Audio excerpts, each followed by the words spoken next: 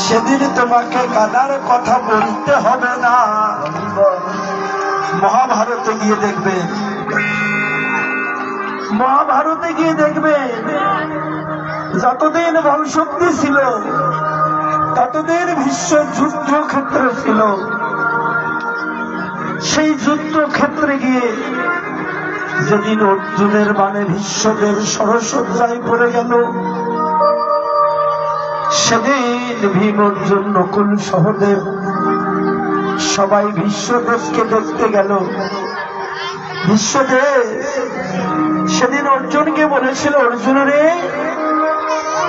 তোরা সবাই দেখতে এসেছিস, কিন্তু যার আসার কথা সে কেন আমার সামনে এলো না? স্বামী বিশ্বদেব কখনো বাসুর উদ্দেশ্যে বলেছিল, আজকে শ্রীকৃষ্ণ আসবে না, কারণ যতদিন আমার সম্মুখে শ্রীকৃষ্ণ ছিল, ভগবান ছিল, ততদিন আমি যুদ্ধেই মত্ত ছিলাম। ধর্মকে জেনে শুনে, সত্যকে জেনে শুনেও আমি অধর্মের পক্ষ বেছে নিয়ে সারা জনম ধর্মের সঙ্গেই যুদ্ধ করে গেলাম। তাই তো শেষের দিনে ভগবান শ্রীকৃষ্ণ এলো না, বলেছে অর্জুন রে, তাকে আসতে হবে। আমি অধর্মের পক্ষ থেকে যে অধর্মের অন্ন খেয়ে আমি এই দেহে যত রক্ত জমাইছি, আমি ইচ্ছা মৃত্যু বর পেয়েছি, ওই রক্ত যতক্ষণ পর্যন্ত এই দেহ থেকে বাহির হয়নি ততক্ষণ আমি মৃত্যু বরণ করব না।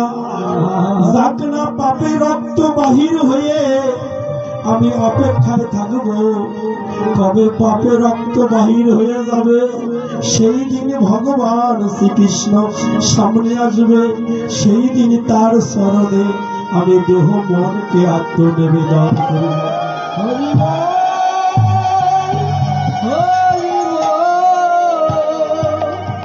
বাবারে, কথাগুলো মনোযোগ দেবেন। আজকে আমি ধর্মের পথে আছি, কীর্তন পরিবেশন করছি, কীর্তন করেই যে ভগবান পাবো তা নয়। আমি কি জানি না জগতে যে মিথ্যা বলা মহাপাপ, প্রবঞ্চনা করা, ছলনা করা মহাপাপ, মানুষকে দুঃখ দেওয়ানো পাপ। তথাপি আমরা দিচ্ছি, আর অথচ নিজেকে মনে করছি আমি ধর্মের পথে আছি। কি করে সম্ভব বাবা? তাই আমরা জেনে শুনে মিথ্যা বলছি।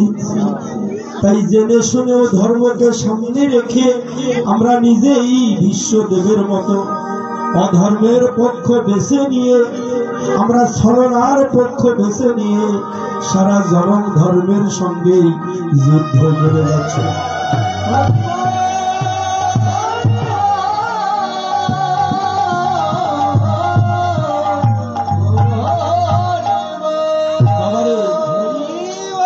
তাই তো তারা সহচর হতে পারে না। সহচর গণে কারা? সহচর গণ তারাই যারা শেষের দিনে যারা একমাত্র ভালোবেসে যে মধুমাখা নাম শোনাইলে আমার পরমাত্মার মঙ্গল গতি হবে। যদি কারো সঙ্গে কারো ভাগবত সঙ্গ করা থাকে, গীতা সঙ্গ করা থাকে, সাধু সঙ্গ করা থাকে, এই জগতে সংসারের আপন জন সেদিন ভুলে যাবে, কিন্তু সাধু গুরু বৈষ্ণব যারা, তারা ভালোবেসে সবাই কাছে আসবে। বাবারে, তারা যত দূরেই হোক না কেন, তারা পাগলের মতো ছুটে এসে একটি খোল করে তার সঙ্গে করে যে মধুমাখা হরি নাম শোনাইলে শেষের দিনে পরমাত্মার মঙ্গল হবে। সেদিন তারা মধুমাখা নাম শোনাইবে, তারাই সেদিন আমার ভবপারের একমাত্র সহচরগণ বান্ধব হবে। হরিল। তাই মহাজন বলেছিল, শেষ ভালো যার সব ভালো তার।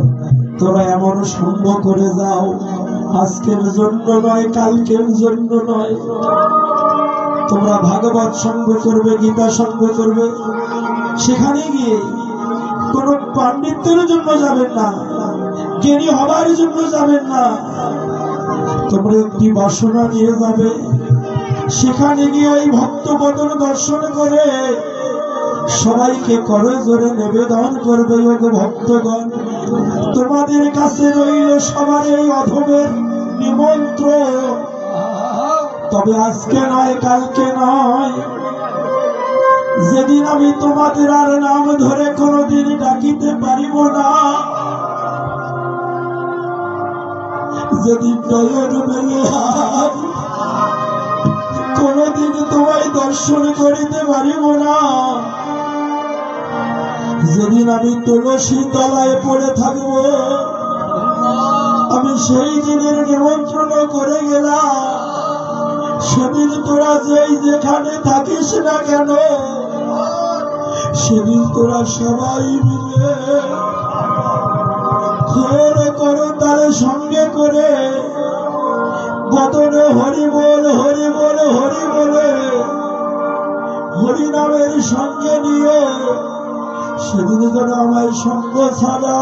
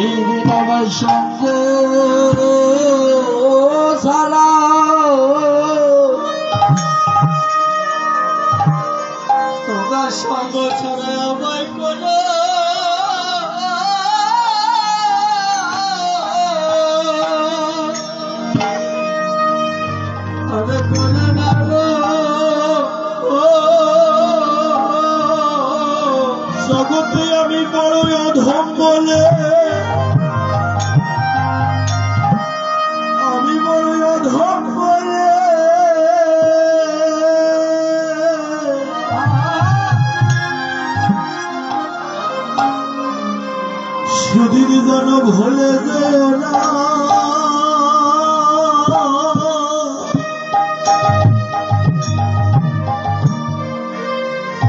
সেদিন সঙ্গ সারা সঙ্গ সারা গড়ে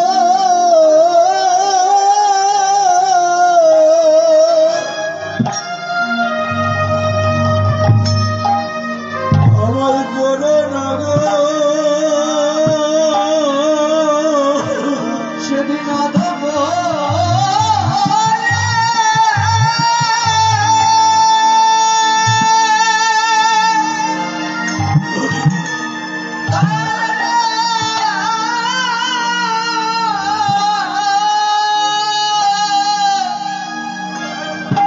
সেদিন আমার ফেলে দি,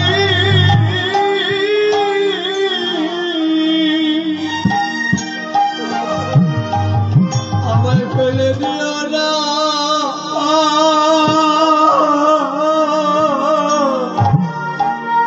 সেই দিন আমার সঙ্গ ছাড়া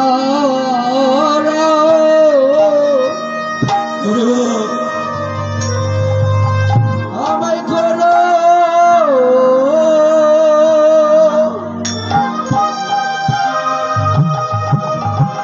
আমায় করো না গো, সেদিন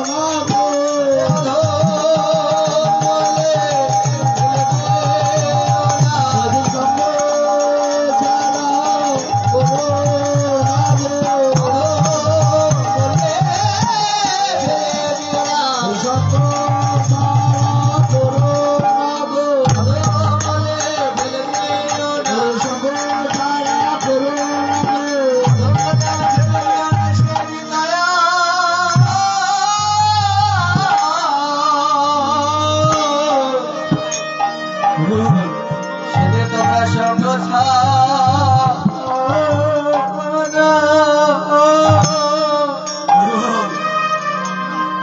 মনে করো,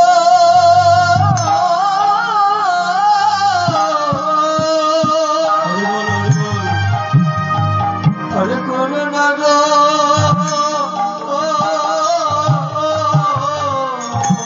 হরে কৃষ্ণ। মা তাই জীবনে কেউ যদি শেষের দিনে মঙ্গল করতে চাও, ভালো চাও, আজ থেকে তোমরা নিত্য সঙ্গে লিপ্ত হও।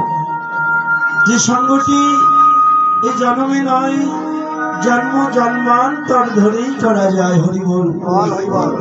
তাই চৈতন্য চরিত্রামৃতে বললেন, কহে কৃষ্ণ দাস সুরগমাই,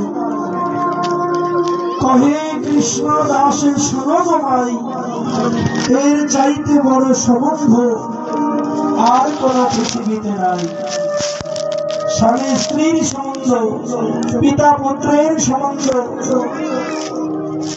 ভাই ভাইয়ের সম্বন্ধ, আজকে যত সম্বন্ধই জগতে থাকে না কেন, কৃষ্ণ দাসের সঙ্গে আর একজন যে কৃষ্ণ দাসের সম্বন্ধ হয়, এর চাইতে বড় সম্বন্ধ আর কোন পৃথিবীতে হতে পারে না।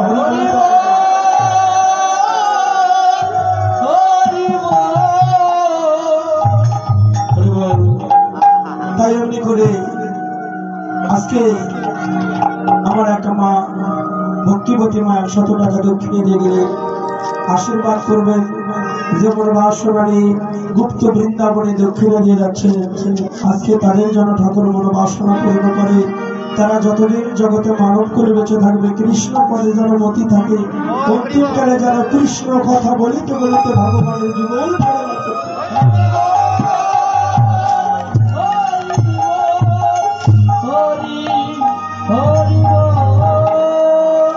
তাই গৌর হরি এমন খেলা নিয়ে জগতে এসেছে, সহচর গণ মিলে আনন্দ বিভরণ। সেই দিনে আজকে সহচর গণকে সঙ্গে করে আনন্দ বিভরণের কোন আনন্দ, যে আনন্দ শুধু উল্লাসীর আনন্দ নয়। এখানে মহাজন বৈষ্ণব কবি বললেন, বলে অনুরাগে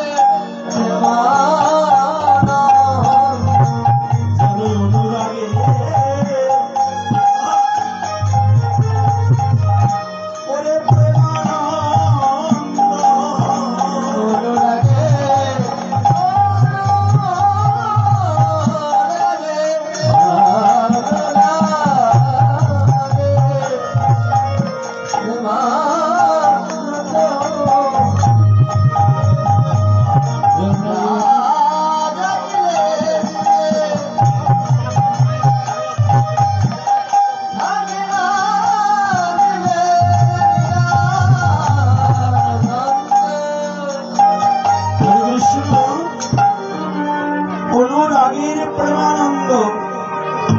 এই যে অনুরাগের প্রেমানন্দটি কেমন, যেমন আনন্দর মাঝেও নয়নে জল আসে যায়। কি বাবা, দেখবেন বেশি সুখে নয়নে জল আসে।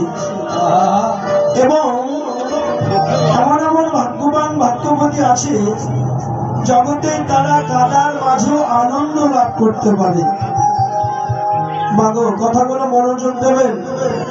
যখন দুঃখ জমাট হয়ে যায়, দুঃখে দুঃখে জীবনটা জড়জীর্ণ হয়ে যায়, এই দুঃখকে তখনই ভুলতে পাবে একটু আড়ালে গিয়ে, অন্ধকারে গিয়ে, গোপনে গিয়ে বেশি বেশি করে একটু কাঁদতে পারলেই দেখবেন হৃদয়টা হালকা হয়ে যাবে।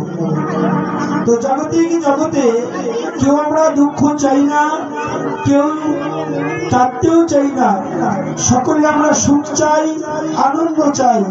কিন্তু আজকে বলে যাচ্ছি, এখানে যারা যারা এসেছে তারা সবাই দুঃখ চায়, তারা সবাই কাঁদতে চায়।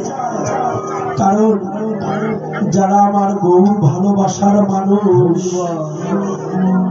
যদি কাঁদতে না চায়, দুঃখই যদি তারা না চায়, কেন সুখের ঘর পরিত্যাগ করে আজকে মাটিতে খেয়ার কুটুরির উপরে বসে বসে একে অপরকে জড়িয়ে ধরে পাগলের মতো কাঁদছে?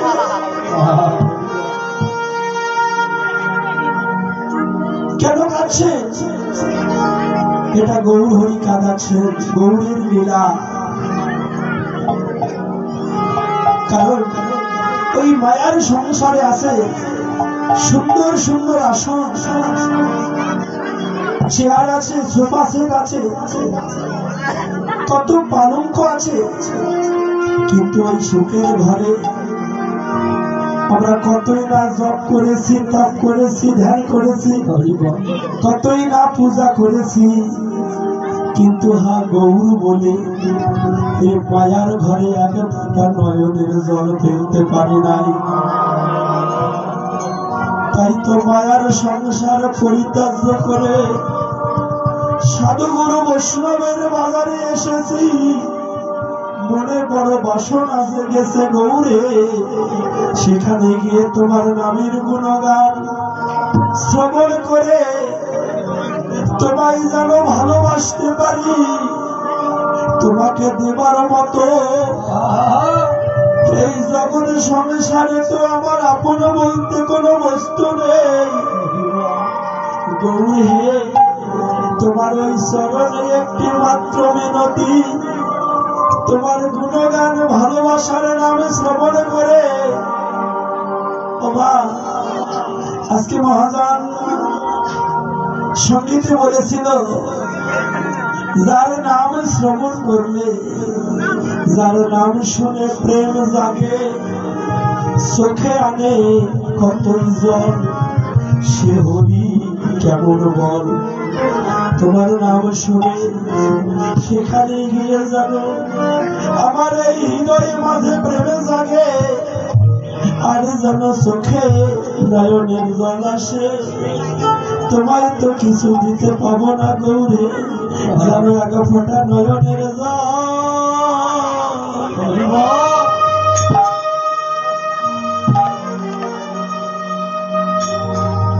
তোমায় দিতে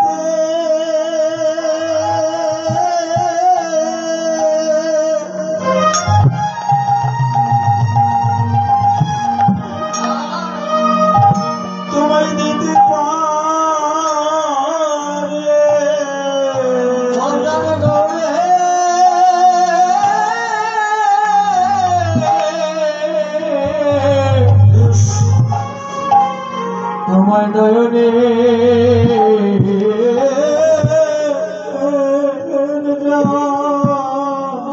বাবা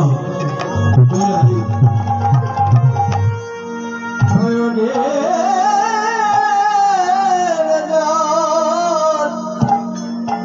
দিতে পারি। হরে কৃষ্ণ বাবা। তাই তোমরা যত সাধনা করো, যত ভজনা করো, যাগ যজ্ঞ করো, সবাই নয়নের জল গৌর চরণে দিতে পারে না। কারণ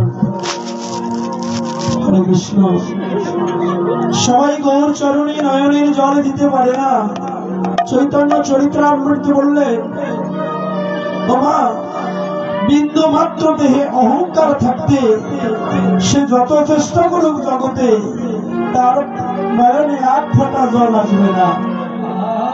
তাচ্ছল্য করে হাস্য করা যায়, কিন্তু কখনো ইচ্ছা করে কাঁদা যায় না। কাঁদতে গেলে আগে অনুরাগের প্রেম জাগাতে হয় হরি বল। তাই এমনি করে আজকে গৌর হরি অনন্ত কোটি জীবকে কাঁদাবে বলে আজকে সহস্রগণকে সঙ্গে করে ওরে খেলায়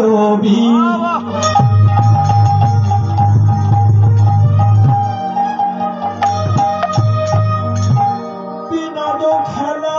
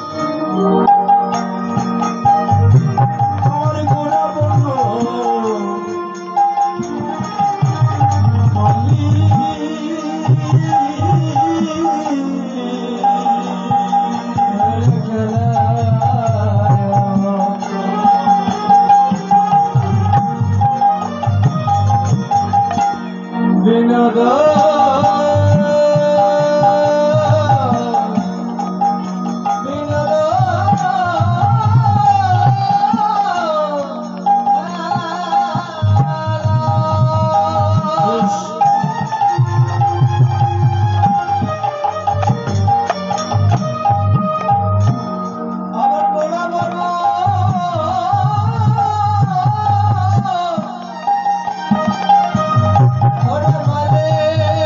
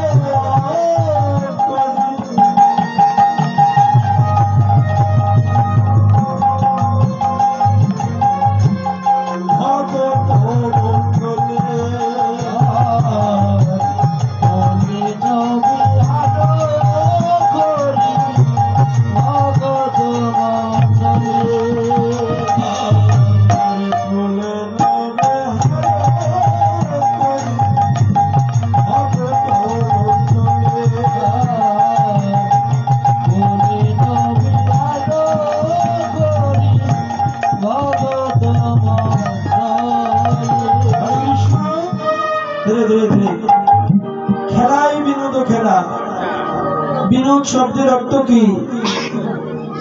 নতুন। তিনি নতুন নতুন নতুন খেলা করছেন, নিত্য নিত্য নতুন খেলা করছেন। কোন খেলাটি পৃথিবীতে নতুন মনে হয় বাবা বলুন তো? কোন খেলা নতুন আছে? ক্রিকেট খেলা বলো, ফুটবল বলো, হাডুডু বলো, সব খেলাই তো পুরাতন। আমরা দীর্ঘদিন থেকে একই খেলা করে আসছি। কিন্তু এমন একটি খেলা আছে, দুই নিয়ে জগৎ। একটি বৈদিক আর একটি হচ্ছে রাগদিক। বৈদিকটা নারায়ণের দর্শন করা যায় চর্মচক্ষে, আর রাগদিকটা দর্শন করতে গেলে জ্ঞানের চোখের উদয় হতে হয়, জ্ঞান চক্ষুর প্রয়োজন হয়। শ্রী গুরুর চরণ আশ্রয় করে যাদের একেবারে জ্ঞান চক্ষু খুলেছে, তারাই একমাত্র বুঝতে পেরেছে খেলায় বিনোদ খেলা, নিত্য নতুন খেলা। কি খেলছে? আমি না, যিনি খেলছেন তিনি কেমন নিত্য নিত্য নতুন খেলা করছেন। এই যে প্রতিদিন এই যে 21,600 বার আসা যাওয়ার যেটা খেলা, এটাই কেবল নিত্য নিত্য নতুন খেলা। হরি বলি। তিনি যদি নতুন নতুন প্রতিনিয়ত না খেলে, আমরা কখনোই খেলতে পারবো না বাবা। আর আমাদের কোন খেলা নতুন? এই জগতে অনেক খেলা আছে, যে খেলা 10 দিন এক নাগাড়ি খেললে ভালো লাগে না। কি বাবা লাগবে? এমন জগতে কথা আছে যে কথাটিও ও বাবা বারবার বললেও ভালো লাগবে না। জগতে কত কথা আছে না, যেমন ভালো কথা, মন্দ কথা, হাসির কথা, কান্নার কথা, দুঃখ বেদনার কথা, মান অপমানের কথা, লজ্জা ঘৃণার কথা। কি আছে তো? যত কথাই থাক, এক কথা যত বারবার যদি কেউ বলে, জগতের সকলেই তাকে পাগলের প্রলাপ বলে গণ্য করে। হরি বল। তোমরা একটি কথা বারবার বলবেন, দেখবেন জগতের সবাই তোমাকে পাগলের প্রলাপ বলে গণ্য করবে। শুধু তাই নয়, যদি কোনো পুত্র হারা মা যদি 1 মাস 2 মাস 6 মাস কাঁদে, তাকেও পাগলের প্রলাপ বলে গণ্য করে সবাই। কিন্তু এমন একটি কথা আছে, যে কথাটি আমরা শিশুকাল থেকেও শ্রবণ করেছি, কি মায়ের গর্ভ থেকেও শুনেছি, শিশুকালেও শুনেছি, শিশুকালেও বলছি, যৌবন কালেও বলছি, আবার বৃদ্ধ কালেও বলিতেছি। যতই মৃত্যুর পূর্ব মুহূর্ত বলি না কেন, কেউ জগতে পাগলের প্রলাপ বলবে না। সেই কথাটি কৃষ্ণ কথা। আর যে খেলাটি আমরা শিশুকাল থেকেও খেলছি, যৌবন কালেও খেলছি, বৃদ্ধ কালেও একই খেলা করছি, সেই খেলাটি হচ্ছে একমাত্র হরি নামের খেলা। এই খেলায় বালক বৃদ্ধ বনিতা লাগে না, কারণ এই খেলা খেলবে বলে গৌর হরি আমার প্রতিশ্রুতি নিলেন। এই কলি হত পাপাচ্ছন্ন জীবকে উদ্ধার করিবে বলে, কলির পাপাচারী, দুরাচারী, ব্যভিচারী, অত্যাচারী কৃষ্ণ ভোলা বহির্মুখী জীবের উদ্ধারের প্রত্যাশা নিয়ে হরি নামের ডালি মাথায় নিয়ে অযাচিত ভাবে জীবের দ্বারে দ্বারে তিনি ঘুরিতেছে।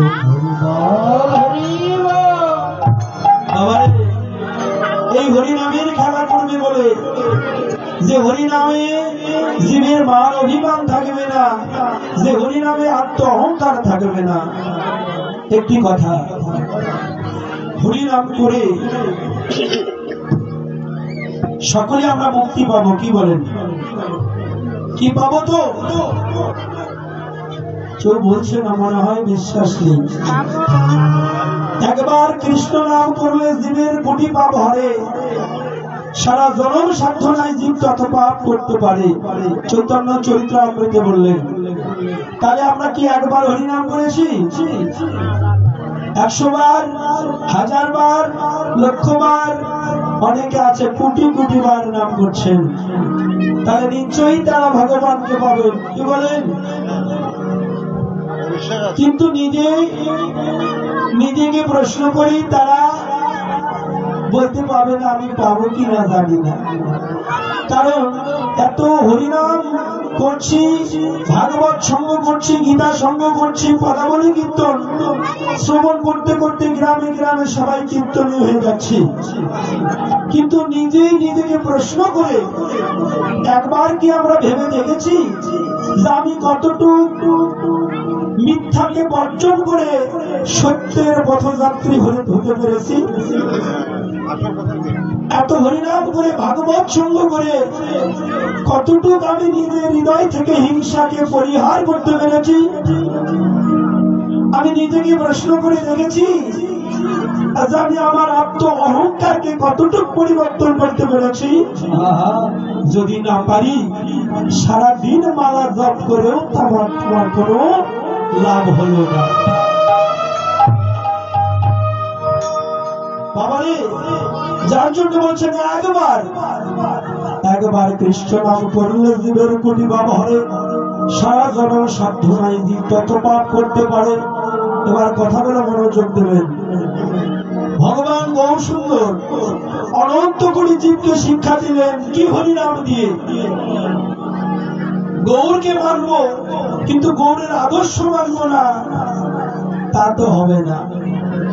গৌরের নামটাই শুধু ভালোবাসলে হবে না বাবা, গৌরের আদর্শটাকে লক্ষ্য করতে হবে।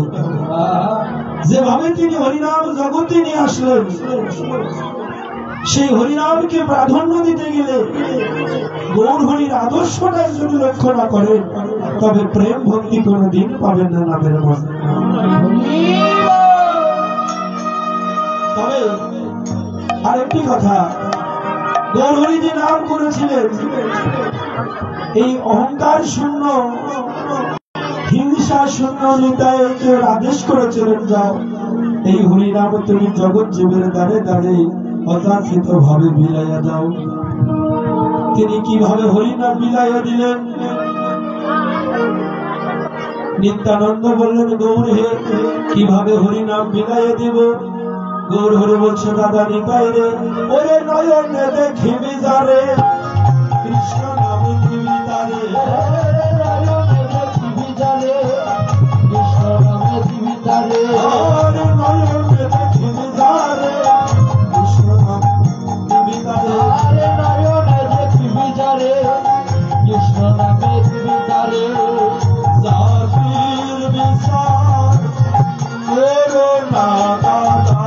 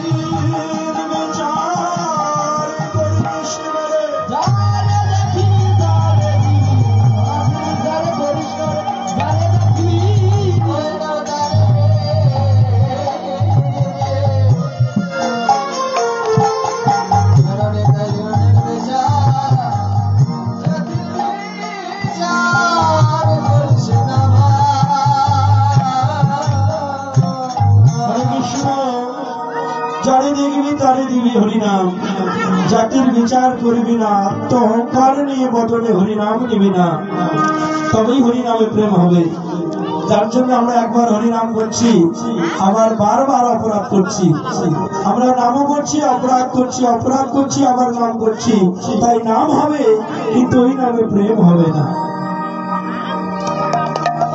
শুধু তাই নয়, তোমরা যতই নাম জপ করো না কেন, এখানে চৈতন্য চরিতামৃতে আরো সিদ্ধান্ত দিলেন, দুই ভাগে বিভক্ত করলেন, একটি অপরাধ যুক্ত নাম আর একটি অপরাধ মুক্ত নাম। যারা পাপকে ভয় করে না, তারা দেখবেন ধর্মকে হাতে নিয়ে তারা অধর্ম করতেও কখনো পিছু পা হয় না। হরিবল। তারা দেখবেন তারাই ধর্মকে অপমান বেশি করে, অপমানিত। যারা ভগবানকে ভয় পায় না, কোনটা ধর্ম কোনটা অধর্ম তারা কখনোই মানে না।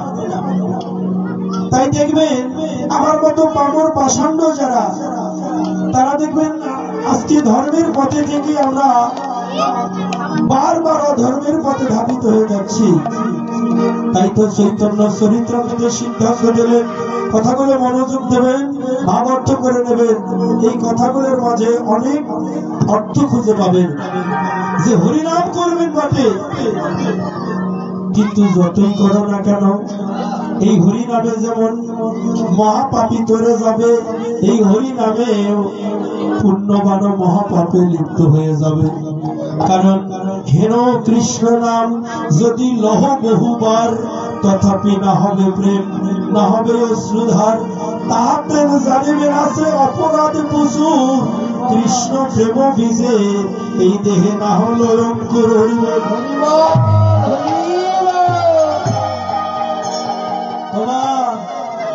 অহংকার শূন্য না হয়ে, হিংসা পরিবর্তন না করে, জেনে শুনে যদি নামও করো, অপরাধ করো, সেই নামে তোমার মহাপাপে লিপ্ত হয়ে যাবে, কিন্তু তোমাদের নয়নে এক ফোঁটা জল আসবে না।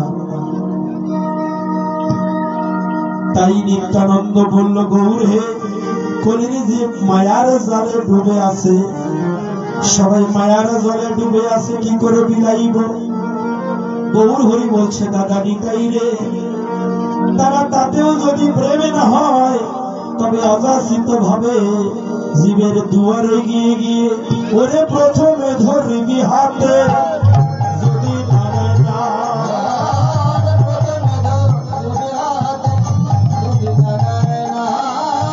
প্রথমে ধরবি হাতে, যদি ধরে না পরে লোটা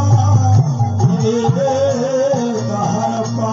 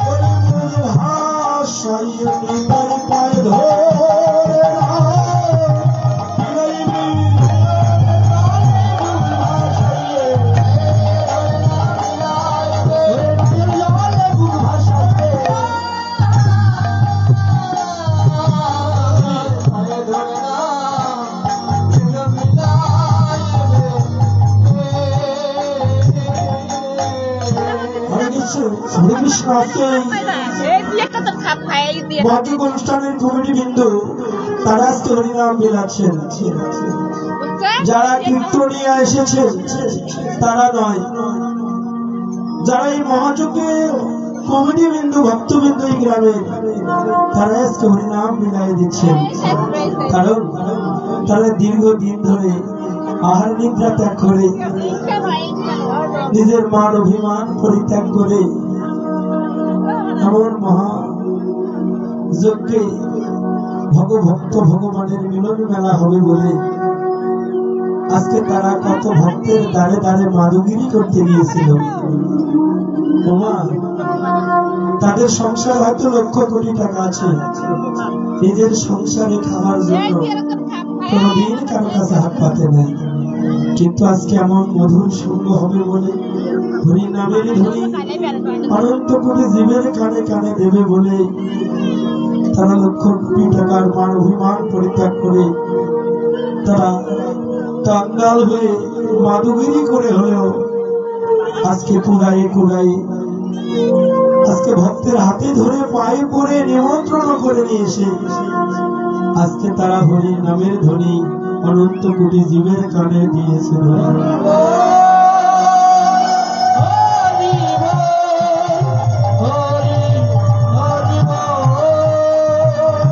আরেকটি দৃশ্য দর্শন করলাম। এই মহাযজ্ঞ অনুষ্ঠানের কমিটি বিন্দুকে ধন্যবাদ জানাই। সকাল থেকে দেখলাম আজকে একটি গেট করেছে মহাযজ্ঞ অনুষ্ঠানের, সেই গেটে যারাই প্রবেশ করছে তাদেরই জীবন চরণ ধৌত করে দিচ্ছে। যে দৃশ্যটি ছিল এই পৃথিবীতে যেদিন প্রথম মহাযজ্ঞ অনুষ্ঠান হয়েছিল সেই দিনে এই একইভাবে চরণ ধৌত করেছিলেন কে জানো? ভগবান শ্রীকৃষ্ণ। কারণ প্রথম পৃথিবীতে মহাযজ্ঞ অনুষ্ঠান করেছিলেন ধর্মরাজ যুধিষ্ঠির। সেদিন একটা কমিটি গঠন করেছিলেন। ধর্মরাজ যুধিষ্ঠির বলেছিল কৃষ্ণরে একটা কমিটি তৈরি করতে গিয়ে তোকে যে সেই কমিটির সভাপতি দায়িত্ব নিতে হবে। আমি সংক্ষিপ্ত ভাবে বলছি। কৃষ্ণ বললেন দাদা আপনি থাকতে আমাকে কেন সভাপতি দায়িত্ব দেবে বলো? বলছে না, তোকে সবাই আমরা মান্য করি, তাই তুই সভাপতি হবি। কৃষ্ণ বলছে দাদা আমি সভাপতি হব একটি শর্ত বলে, কি? যাকে যে কাজের দায়িত্ব দেব সেই কাজ তাকে পালন করতে হবে। সবাই বললেন তথাস্তু।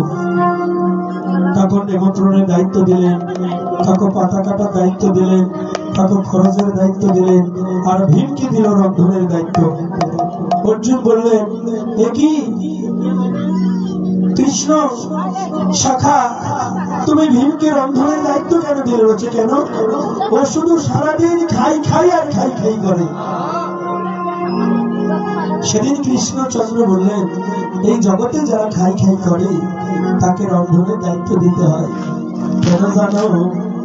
তারা রন্ধন করিতে করিতে সারাদিনের যারা রন্ধনের সুস্বাদ পায় ওই স্বাদ পাইতে পাইতে ক্ষুধার্ত হৃদয় পরিপূর্ণ হয়ে যায়। এখানে আরেকটি তত্ত্ব দিলেন, জগতের যারা চোর, প্রকৃত যারা চোর, তাকে একটা মাল রক্ষার দায়িত্ব দেবেন। সে যদি ওই মালের কাছে না থাকে তবু ওই মাল কখনো চুরি হবে না। কারণ যারা মাল চুরি করতে জানে তারাই কেবল মাল রক্ষা করতেও জানে। হরিবল। তাই এবার যুধিষ্ঠির ধর্মরাজ যুধিষ্ঠির বলছে কৃষ্ণরে আমাদেরকে সবাইকে সব দায়িত্ব দিলে, কিন্তু তোমাকে সভাপতি করেছি বলে তুই কি কোনো কাজের দায়িত্ব নিবি না? তুই কি কোনো কাজের দায়িত্ব নিবি না? সেদিন কৃষ্ণ বলেছিল দাদা আমি যে কাজের দায়িত্ব নেব তুমি আগে কথা দাও আমাকে বাধা দেবে না। যুধিষ্ঠির বলছে কৃষ্ণ তুমি এমন কি কাজের দায়িত্ব নেবে যে তোমাকে আমরা বাধা দিব? বলো। বাধা দেব না। বলছে না দাদা আগে হাতে হাত রেখে কথা দাও। ধর্মরাজ যুধিষ্ঠির হাতে হাত রেখে কথা দিলাম, সত্যি করে বল তুই কি কাজের দায়িত্ব নিবি? কৃষ্ণরে যখনই কথা দিল কৃষ্ণচন্দ্র দুটি নয়নের জলে বক্ষ প্লাবিত করে কেঁদে কেঁদে যুধিষ্ঠিরকে বলছে, দাদা আমি এই কাজের দায়িত্ব নেব। এই মহাযজ্ঞ অনুষ্ঠানে যারা দূর দূরান্তর থেকে অনুরাগী ভক্তের আগমন হবে, ওই ভক্তগণ মহাযজ্ঞে প্রবেশ করার আগে ওই অনুষ্ঠানে প্রথম গেটে আমি দাঁড়িয়ে থেকে অনুরাগী ভক্তের যুগল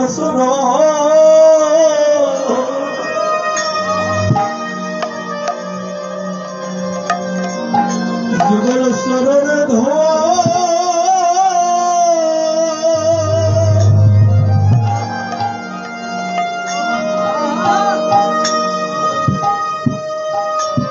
আমি ধোয়াইব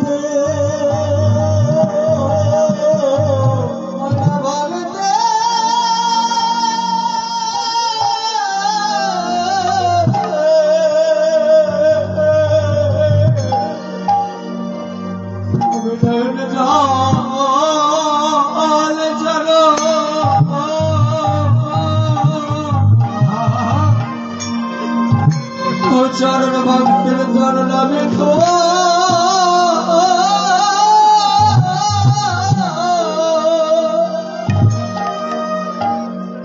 ধোয়াইব ভক্তে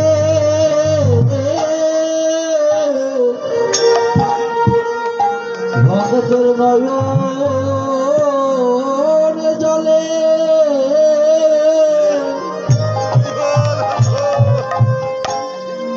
নয়ন জলে চরণ ধোয়া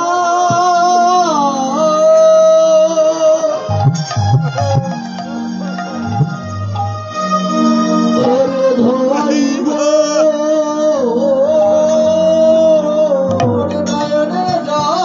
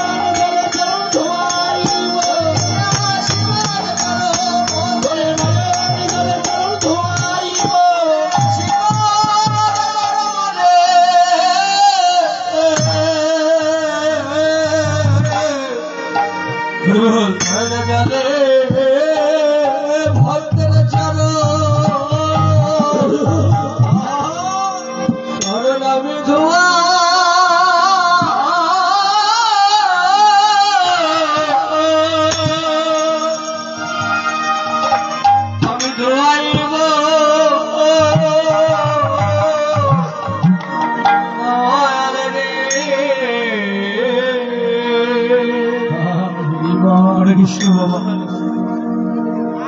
তাই গৌর হরি এমনি শিক্ষা নিয়ে নিজেই আত্মহংকার পরিত্যাগ করে অনন্ত করে জীবের আত্মহংকার শূন্য করিবে বলে আজকে জীবের মাঝে এসে তিনি এমনি করে প্রেম ভক্তির খেলা করছেন। খেলা করিতে করিতে যখন বেলি অবসান হয়ে যায়, ওরে বেলি অবসান দেখি গৃহেতে চলিল, দেখি গৃহেতে চলিল, জনদের চরণে যাইয়া প্রণাম করিল, জনদের চরণে যাইয়া প্রণাম করিল, জনদের চরণে যাইয়া প্রণাম করিল, জনদের চরণে যাইয়া প্রণাম করিল। আর ধুলাই ধূসর অঙ্গ কত কত ভাষা, রে ধুলাই ধূসর অঙ্গ কত কত ভাষা, করত